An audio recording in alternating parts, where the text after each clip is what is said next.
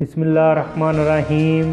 السلام علیکم دوستو، آج کی ویڈیو سعودی عرب میں رہنے والے ہر آدمی کے لیے بہت زیادہ ضروری ہے، کیونکہ یہ ویڈیو اقامے کی تجدید کے متعلق ہے۔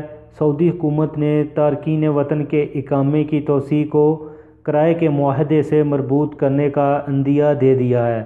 وزارت آبادکاری کے ماتحت ایجار پروگرام اس اسکیم پر عمل درآمد کے لیے زور ڈال رہا ہے، اور یہ ایجار پروگرام کیا ہے، آج اس کی تفصیلات میں آپ لوگوں کے ساتھ شیئر کروں گا۔ تو ویڈیو سٹارٹ کرنے سے پہلے آپ لوگوں سے درخواست ہے کہ ویڈیو کو لائک اور شیئر ضرور کریں تاکہ انفارمیشن زیادہ لوگوں تک پہنچ سکے۔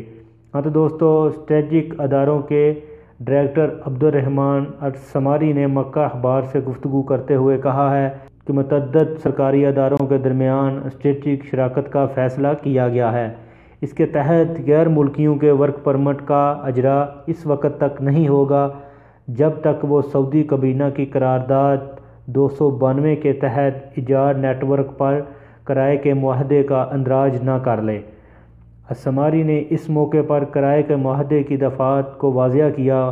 یاد رہے کہ ایجار پروگرام 12 فروری 2018 کو باقاعدہ طور پر جاری کیا گیا تھا، اور یہ کثیر المقاصد ہے، یعنی ہر اس غیر ملکی کو یہ کہا گیا ہے کہ اب ان کا اقامہ جو ہے اس وقت تک جو ہے وہ تجدید نہیں ہوگا، یعنی جس روم پہ آپ کرائے پہ رہ رہے ہیں، آپ کے درمیان اور سعودی کے درمیان جو ایگریمنٹ ہوا ہے، جب تک اس کی تفصیلات جو ہیں وہ ایجار نیٹ ورک پر اندراج نہیں کر لیتے، اس وقت تک آپ کا اقامہ جو ہے وہ تجدید نہیں ہوگا۔ تو یہ دوستوں کو پریشانی کی بات نہیں ہے، کیونکہ جو بھی آدمی کسی بھی جگہ کرائے پہ رہ رہا ہے تو اس کا کسی نہ کسی آفس کے ساتھ، کسی نہ کسی سعودی کے ساتھ کنٹیکٹ ہوا ہوتا ہے، اور اسی کی تفصیلات جو ہے وہ آپ نے بعد میں دینی ہے۔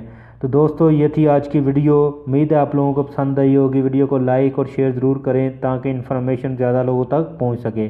تو ملتے ہیں کسی نیو ویڈیو میں نیو انفارمیشن کے ساتھ، تب تک مجھے دیجیے اجازت۔ اللہ حافظ۔